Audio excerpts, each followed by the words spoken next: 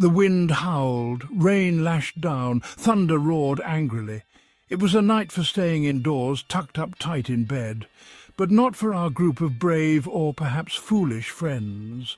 They were headed straight into the heart of Hollow Creek Forest. The forest was notorious in these parts. Locals whispered tales of strange creatures and unexplained events. But our friends, well, they loved a good scare. They thought it was all just spooky stories. Tonight, they were going to find out the truth. The friends huddled closer as the forest path grew muddy and slippery. The air grew heavy, filled with the smell of damp earth and something else. Something unsettling. There were 4 of them. Max, the fearless leader, always up for a dare. Then there was Emily, the skeptic who tried to rationalize every creak and groan. Chris, the easily scared one, jumped at every shadow. And finally there was Zoe, the quiet observer who had an uneasy feeling about this whole adventure. They were on a mission to find the old abandoned cabin. Legend had it that it was haunted by the ghost of Old Man Hemlock, a hermit who had lived and died in the forest. No one had seen him for years, but stories of his ghost still circulated among the town's teenagers. Each step took them deeper into the forest. The trees grew denser, their branches intertwining overhead, blocking out what little moonlight managed to pierce the stormy sky. The path was getting harder to follow. "Are we lost?" Chris's voice trembled. He hated the dark, and the way the shadows seemed to twist and turn around them wasn't helping. "Don't be silly, Chris," Max said, trying to sound confident. "We're fine. We just need to find the path again." But even Max felt a shiver run down his spine. The forest felt different tonight, colder, more menacing. They pushed on, their flashlights cutting through the darkness, the beams dancing over gnarled roots and fallen branches. The wind howled through the trees, sounding like a chorus of screams. Zoe couldn't shake the feeling that they were being watched. Emily, ever the practical one, consulted the map. "We should be close to the old creek bed," she said. "The cabin should be just on the other side." But her voice lacked its usual certainty. As they neared the creek bed, a strange sound reached their ears. It was a low guttural growl, like nothing they had ever heard before. It seemed to be coming from the heart of the forest. "What was that?" Chris whispered, his eyes wide with terror. "Probably just a wild animal," Max said, but his voice wavered. He couldn't deny the feeling of dread that was creeping up his spine. They listened intently, their breath catching in their throats. The growl came again, closer this time. And then they heard something else, a rustling sound like something large moving through the undergrowth. Zoe's blood ran cold. "We need to get out of here," she whispered urgently. "Now!" But it was too late. Something was out there in the darkness with them, and it was getting closer. Section 5. A terrifying sight.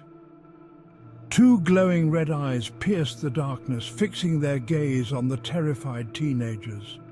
A low growl rumbled through the forest, sending shivers down their spines. And then they saw it. It was a creature unlike anything they had ever seen before. Tall and gaunt, with jagged teeth bared in a snarl. Its skin was covered in matted fur, and its eyes glowed with an eerie, unnatural light. The creature lunged, its claws outstretched. Chris screamed and stumbled backward, tripping over a fallen branch. The others froze, paralyzed with fear as the creature advanced. Max, in a moment of desperate courage, grabbed a heavy stick from the forest floor and charged at the creature, yelling at the top of his lungs. The creature, surprised by the sudden attack, reared back, giving the friends a chance to run.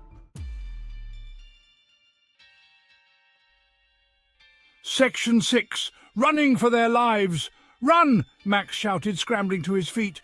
They didn't need to be told twice. They turned and fled, their fear lending them speed. Branches whipped at their faces, and the muddy path threatened to trip them at every step. The creature roared in fury and gave chase. They could hear its heavy footsteps pounding the ground behind them, getting closer with every stride. The forest seemed to press in around them, the trees like bars in a prison they couldn't escape. Zoe risked a glance over her shoulder. The creature was gaining on them, its eyes blazing like hot coals. She stumbled and nearly fell, fear lending her a burst of adrenaline. She couldn't let it catch them. They had to get out of the forest. Section 7. Lost and Hunted. They ran until their lungs burned and their legs screamed for mercy. The storm raged on, the wind and rain a symphony of chaos around them. They were hopelessly lost, their sense of direction gone in the panic of their flight. Chris sobbed, his fear palpable. Emily's face was white with terror, and even Max's usual bravado had crumbled. Only Zoe seemed to have any fight left in her. She scanned their surroundings, desperately searching for a way out. The creature's growls echoed through the trees, taunting them, reminding them that it was still hunting them.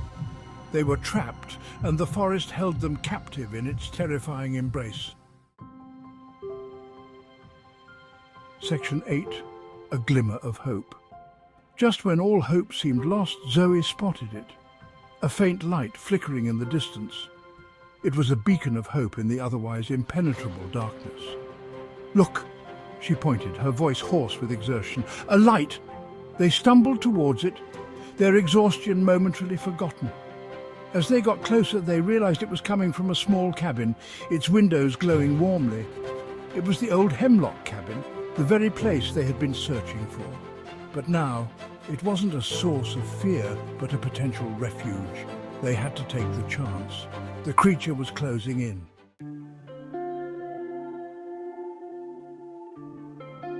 Section 9. Freedom at Dawn. They burst through the cabin door, slamming it shut behind them and scrambling to secure it. They huddled together, panting, as the sounds of the creature's fury echoed outside. It scratched and clawed at the door, its growls sending shivers down their spines. They spent the rest of the night huddled together, too terrified to sleep, listening to the creature prowling outside. As the first rays of dawn pierced through the gaps in the boarded-up windows, they felt a flicker of hope. The creature's noises had subsided. Cautiously they approached the windows. The storm had passed, and the forest was bathed in the soft light of dawn. The creature was gone. Section 10. The Forest's Warning. With trembling hands they unbarred the door and stepped outside. The forest air was fresh and clean, the storm a distant memory. But the terror of the night was still fresh in their minds.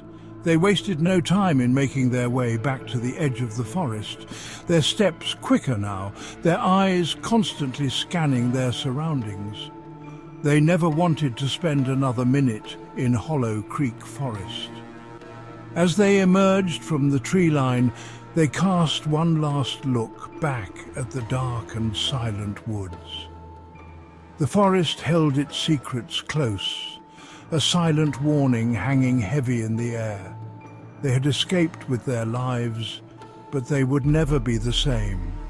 They had seen the true face of fear, and it had left an indelible mark on their souls. Hollow Creek Forest had claimed its victory, not in blood, but in terror.